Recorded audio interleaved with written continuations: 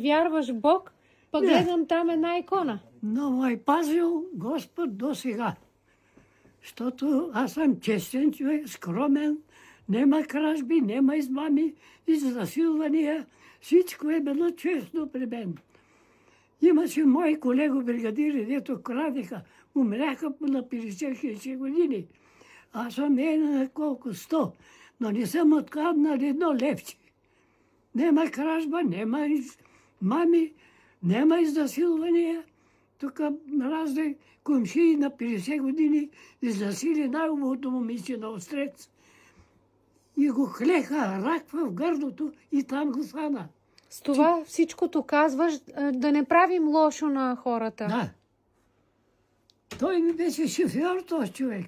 Клете, дето изнасили момичето и това да помята. Ужас. И умря здрав в гърлото на 50 години. Ами... Дет вика, че клетва не ловим, не е верно. Да, клетвата викаш Цяла лови. махна го кълне. Защо и да сили момичето? И не го взе. А взе друга жена. Да. А го излегал, че го вземе. Да.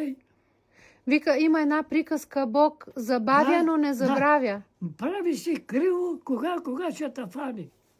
Той трябва да знае. Да го имаш предвид, че ще те хване. Ще те настигне лошото, което ти си направил. Имал съм възможност, колко момичета ме искаха и на мен, както не съм посегнал с пръст. Браво, така. Честен съм бил, скромен, уважителен.